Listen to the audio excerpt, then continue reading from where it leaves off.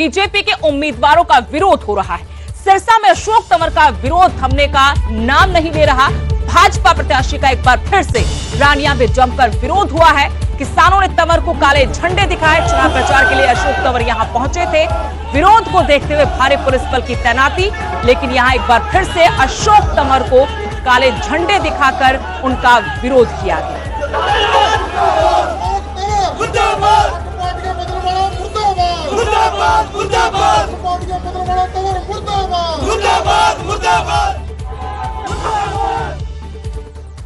तो चुनावी पारा बढ़ता जा रहा है। हरियाणा के चुनावी रण में प्रधानमंत्री नरेंद्र मोदी भी नजर आएंगे, हुंकार भरेंगे 18 मई को गोहाना में चुनावी जनसभा कर।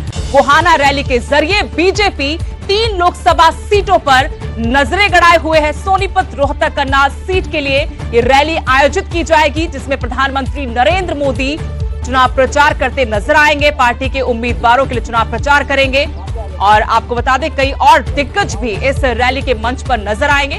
सोनीपत, रोहतक, करनाल सीट पर बीजेपी ने पूरी ताकत लगा दी है। प्रतिष्ठा का सवाल ये तीनों सीटें बीजेपी के लिए हरियाणा की राजनीति का अखाड़ा बन चुकी है। ये तीनों वीआईपी सीटें दिग्गजों के चुनाव प्रचार से अब सियासी पारा चढ़ता जा रहा है।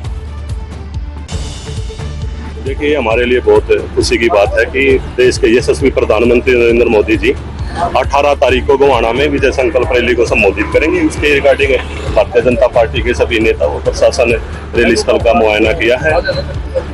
कौन कौन पहुंचेगा, क्या टाइमिंग रहेगी? देखिए, अभी मैं आपको डिटेल दे देंगे, लेकिन हमारे देश के यशस्वी प्रधानमंत्री नरेंद्र मोदी जी, हमारे मुख्यमंत्री नायब सैनी जी, मनोहर लाल जी और भारतीय जनता पार्टी के सभी वरिष्ठ नेता पहुंचे। और भी प्रोग्राम रहने वाला है? नहीं, अभी यही रोड शो का भी प्रोग्राम नहीं, रोड शो का भी नहीं है। कोई ऐसी जानकारी आएगी हम आपसे साझा करेंगे।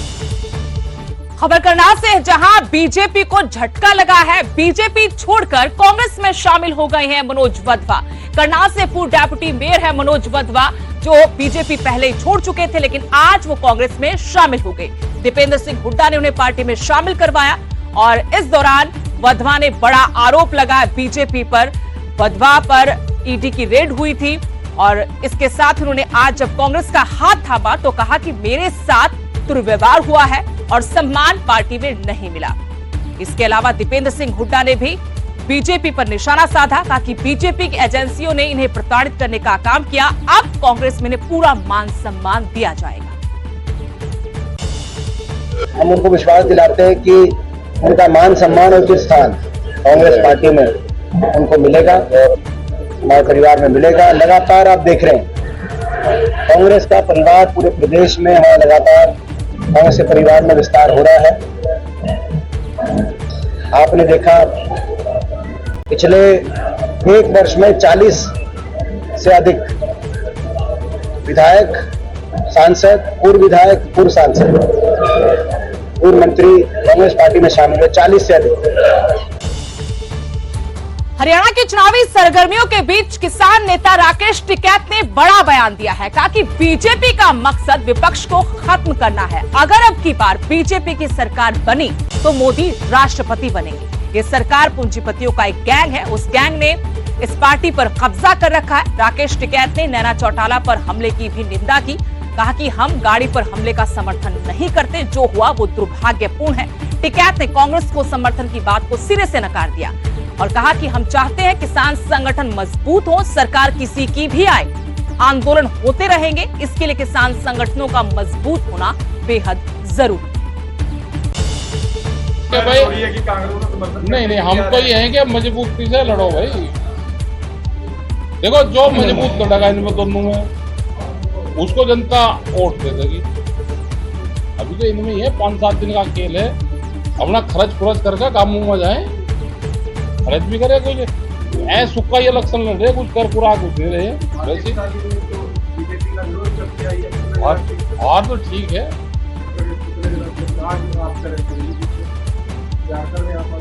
चीज है, जनता जिताएगी ना, तो हम कहाँ कह रहे हैं उसको छोड़कर। तो अभी तो दोनों है नहीं, किसान से है भाई। किसान तो अपना संगठन पर ध्यान दे। सरकार जिसकी भी आओगी, आंदोलन होंगे, क्योंकि आंदोलन नहीं होंगे तो पॉलिसी चेंज नहीं होगी। पॉलिसी चेंज आंदोलन से हो। आपको लगता है कि मोदी अभी तो नहीं, लेकिन ये राष्ट्रपति बनेगा तो उसको बनाएगा। वन इलेक्शन की जो बात करी है, ये एक बार ही इलेक्शन होगा। वो इनका ये है कि ये राष्ट्रपति उसमें बहुत से संविधान में संशोधन करेंगे। राष्ट्रपति अगर ये अब की सरकार इनकी बनेगी तो ये राष्ट्रपति बनेगा मोदी, उसमें संशोधन करेगा। रोहतक लोकसभा सीट पर सभी की नजरें हैं। मुकाबला कांग्रेस के उम्मीदवार दीपेंद्र सिंह हुड्डा और बीजेपी उम्मीदवार डॉक्टर अरविंद शर्मा के बीच है। दोनों ही उम्मीदवारों ने चुनाव प्रचार में जी जान लगा रखी है। ये सीट हुड्डा परिवार के लिए भी प्रतिष्ठा का सवाल है। दीपेंद्र हुड्डा गांव में ताबड़तोड़ चुनाव प्रचार कर रहे हैं। खासतौर पर बहादुरगढ़ में पिछले चुनाव में उन्हें यहां से हार का सामना करना पड़ा था। इस बार वो यहां कोई कोर कसर नहीं छोड़ना चाहते। आज अल्पमत में सरकार, 42 विधायकों की सरकार, क्योंकि एक एक करके विधायकों ने अपना समर्थन वापस लेकर कांग्रेस पार्टी को समर्थन देने का काम किया, आपने देखा हो।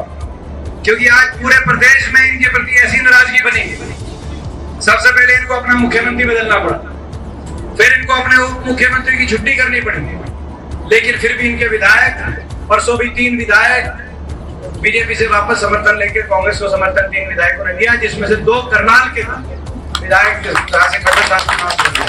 आप अंदाजा लगा सकते हैं क्या स्थिति आज पूरे प्रदेश में, क्या स्थिति बीजेपी पार्टी की होने जा रही है। महेंद्रगढ़ के सहलंग गांव में भाजपा ने रैली की, जिसमें राव इंद्रजीत सिंह ने मुख्य वक्ता के तौर पर शिरकत की और पार्टी प्रत्याशी धर्मवीर सिंह के लिए चुनाव प्रचार किया। इस दौरान राव इंद्रजीत सिंह कांग्रेस प्रत्याशी रावदान सिंह पर जमकर बरसे। कहा कि रावदान सिंह को इस बार हराना है, उनका जो प्रभाव है वो सिर्फ महेंद्रगढ़ तक है।